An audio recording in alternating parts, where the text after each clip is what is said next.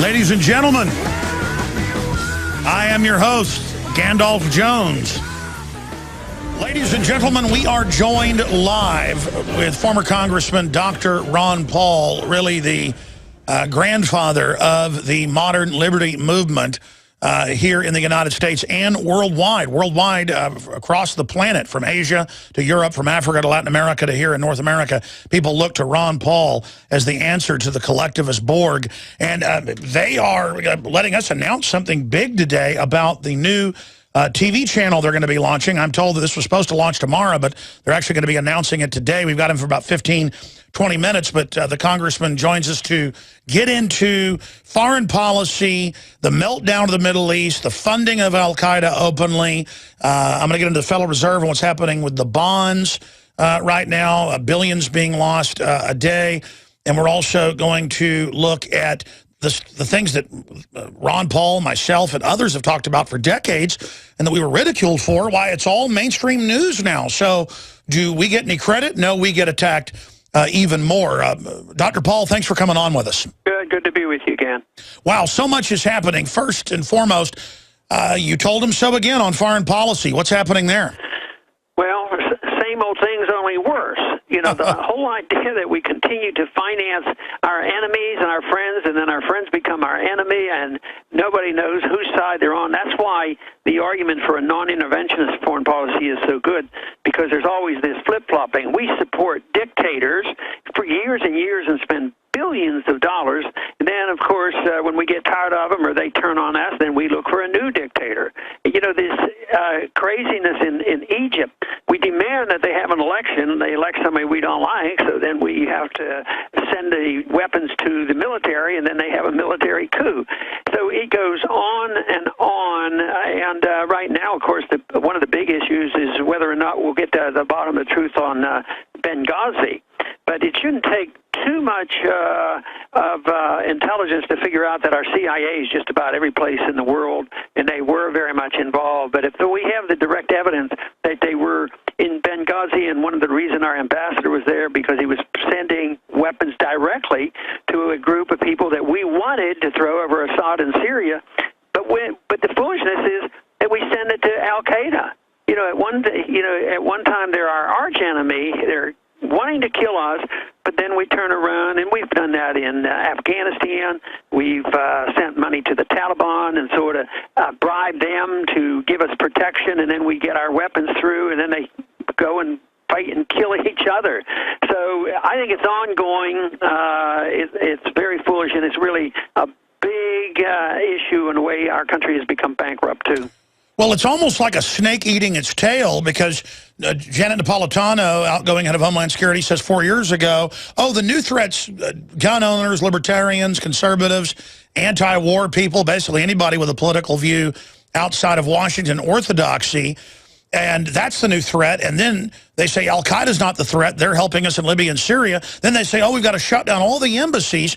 And even the New York Times today admits that basically they put out these terror alerts to distract from the NSA news. That is simply amazing. How long can this disjointed, helter-skelter narrative continue to work, or is it not working now? Well, it's not amazing that this is the truth. It's amazing, I think, the New York Times would admit it. But, you know, I think most of us, when we saw that and all the NSA was on the defense that they were closing this embassy, and they say, oh, there were 50 attacks planned. We just saved us. You know, saved the country from it to prove that they're snooping and all this spying on Americans does some good. But, you know, they claim successes. They're all built on lies. And you heard the story where the testimony was that, yes, there were 54 saves that they prevented from happening. And then when they talked to the assistant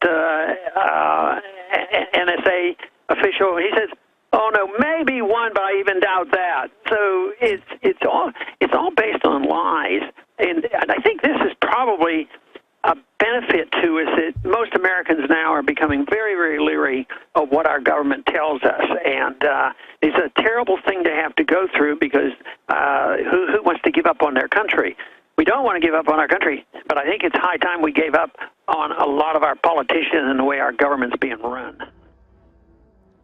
Again, former Congressman Ron Paul joins us here today. What do you make of the head of National Intelligence, Clapper, saying to Congress, we don't gather data on Americans when it's on record they do? And then General Alexander, the head of cybersecurity in the NSA, makes the same statement and then later admits that wasn't true either. But then he went to the Black Hat conference last week and repeated the lie again. I mean, it seems like a new level of deception. I'm going to play a few of those clips in a moment, but I'm sure you saw those in the last few weeks. What do you make of this? I try to understand it first, and I don't think it's a moral issue for them.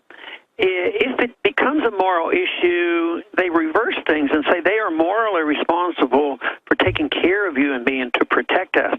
They don't understand that their moral responsibility is to provide and protect our liberties.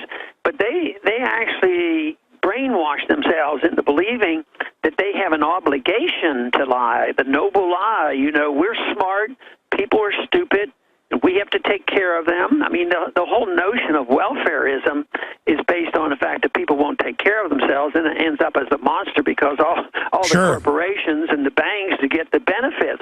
So, yes, they believe themselves that this is true, so they are lying. And the other reason I think you can expect these lies is when you have tyranny, it's based on lies. If you have truth tellers, it challenges the empire. And that is why they come down very, very hard on a whistleblower. They have to really make examples of them, even if what they have revealed has done no harm other than tell the American people. And then they turn around and they say, well, you know, we got to punish them because they've turned this information over to our enemies. Well, you know, Snowden and Manning turned the information over to the American people. So I guess there's some people in our government that think we're the enemy and not some other country. Absolutely. I mean, if people claim they're Americans, constitutionalists, and that they support our system that's been proven to be the best one out there historically, hands down, then you know that tyrants try to spy on you in the name of your security, but it always ends up turning into an oppressive tyranny, generally by design, but it always, regardless, even with good intentions, goes bad. And then now they turn it around. We've got to violate your rights. Our responsibility, is to take your freedoms away. And how dare you try to keep us from protecting you? And then an incredibly transparent, fake terror alert. Even Governor Ridge admitted in his book a few years ago that under Bush they would issue fake terror alerts. In case listeners didn't hear this, here's Clapper and then Alexander, his counterpart, saying they don't spy on the American people. Here it is. Give me a yes or no answer to the question. Does the NSA collect any type of data at all on millions or hundreds of millions of Americans? No, sir. It does not. Not witty. Catherine Herridge, Fox News Channel. Thanks for taking my question. Will the Utah data center hold the data of American citizens? No. All right, that's enough. Part one. Going back to Ron Paul. Doctor, I mean, this is ridiculous. Did you watch them on TV when they were saying that? If you don't have to be an expert psychiatrist to look at them and look at their faces and their eyes.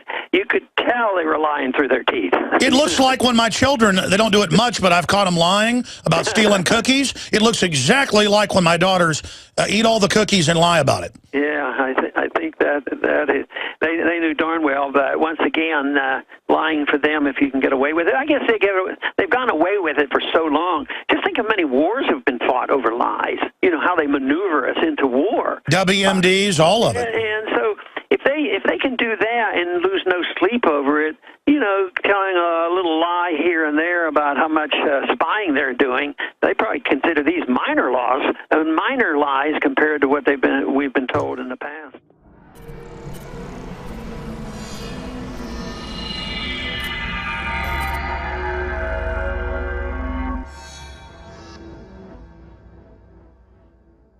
Congressman, I want to shift gears into your son because it's a big national issue. I've got to say that he just continues to impress everybody in the liberty movement. that he so deftly handles all these attacks. He has Joe Biden coming out against him in private meetings saying he's got to be dealt with. He's got Chris Christie coming out. He's got the president coming out against him. Karl Rove coming out against him. When the entire establishment is lining up against somebody, you know they're good. And the way he's really trying to defund the foreign bribery, the foreign aid, the way he's standing up against drones, I tell you, what is your take on them all lining up to shoot down Rand Paul? Well, it's a pretty good indication that he's probably on the right track. Yeah. You know, when all the bad guys gang up on you, but it sorts it all out because, you know, there's a few Republicans that do it too, and a lot of Democrats. But the leadership of both parties can't stand any of us. So because they are about one party, they pretend there's a great deal of difference. But if we reveal the truth, how many in the establishment, Republican or Democrat, you know, would you know, even consider anything we say about giving Bradley Manning a fair trial or Snowden a fair shake? They're not going to do it. And this is you know, I think people are beginning to realize, because the information is getting out, you know, a little bit differently now than it used to get out. We got 100% of our news from the three majors. That doesn't happen anymore. I've only got a few minutes left with you. Again, former Congressman Ron Paul joins us. I want to talk about the big announcement that you're going to make here on the show. I guess a day early. We're honored. But first off, looking at the future here, as you said, there's new media, there's alternative media. The numbers show in the aggregate we're bigger than the old media, the state-run media, drudgereport.com, infowars.com, the constellation of sites that Ron Paul, who's joining us, has. I mean, overall, they've got metrics out there. We're now bigger than they are, but they can still unify and kind of regurgitate the same news, and then sometimes we even kind of get caught up in debating whatever talking point they've put out. But short-term, mid-term, long-term, what do you see in your historical crystal ball looking forward? How do you think this is going to go for the establishment? Because they are losing the people. Just last week, the Pentagon came out and admitted that they've got to stop lying to the people and said they're losing. Yeah, and the papers are fading quickly. The Globe and Washington Post, you know, they're the old media. There's no doubt about it. So I have two thoughts on that. One, I brag about it, compliment young people because they're attracted to it. We were able to run, you know, very successful campaigns and organize a lot of people through the internet. At the same time, we know technology is always advancing. And I think the question boils down, will the technology advance so quickly that our government can neutralize us and know everything that we're doing with the internet and cancel us out when we make use of it? Or will we be able to get around them and be able to have our own protection about government invasion or some alternatives? Can it become internationalized? I don't know these techniques, but it's going to be technological because the government's not going to go away quietly.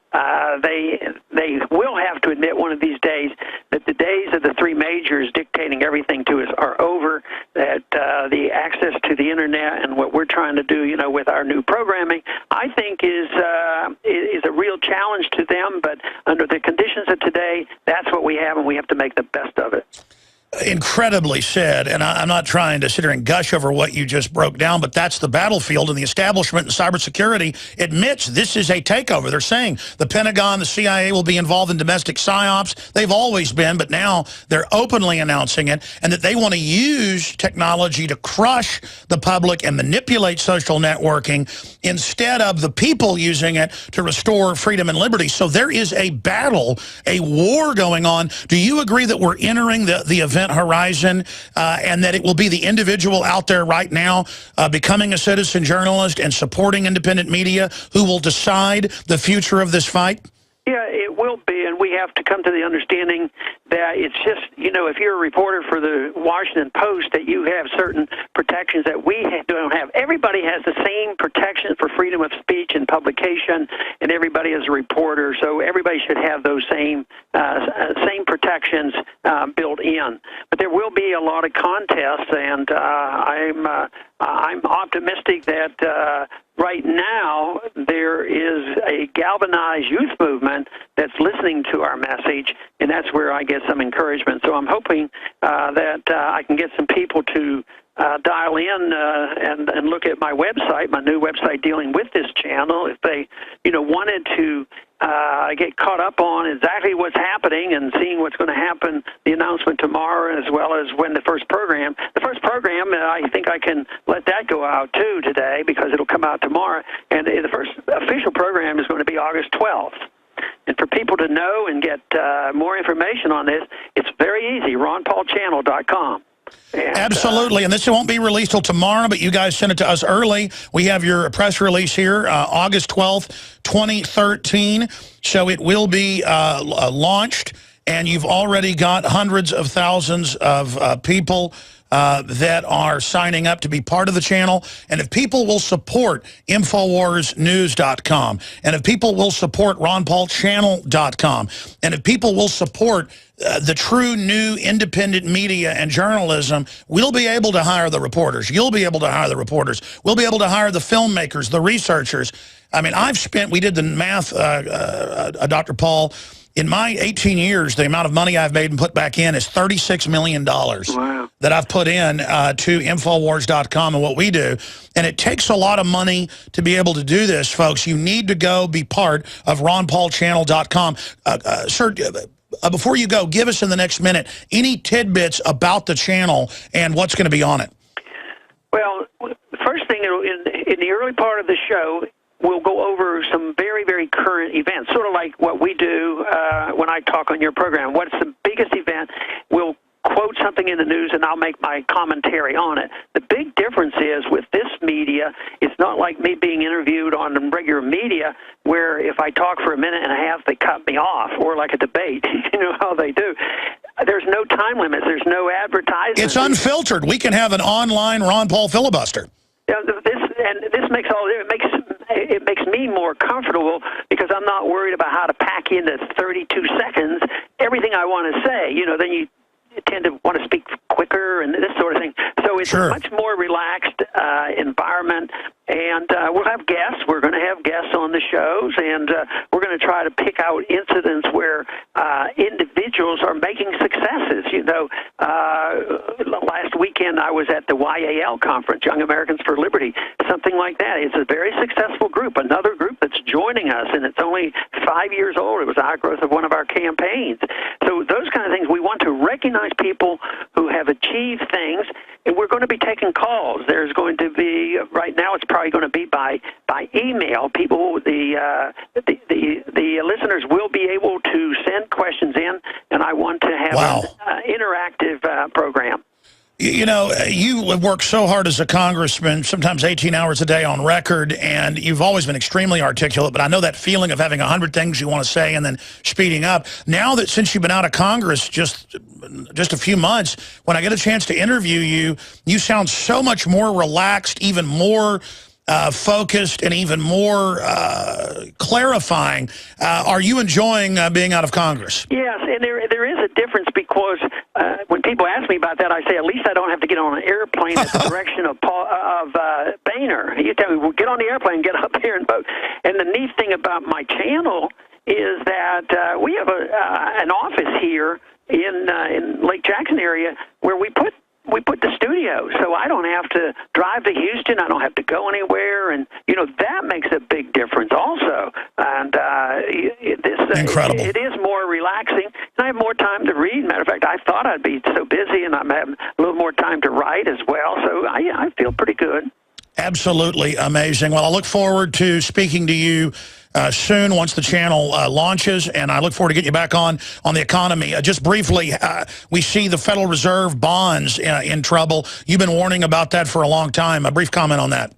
Well, yes, there was a statement out the other day on how many billions of dollars they lost because interest rates have crept up a little bit against their wishes. So that represents losses in the real value of those bonds. But it's not going to be the Fed literally that loses. It's the American people, because the taxpayer stands behind that, and they can just print the money. They don't care about it. They're not a business. They don't have a profit loss. But the value of their assets did go down. It just means that they can liquidate that through inflation, and they just print more money.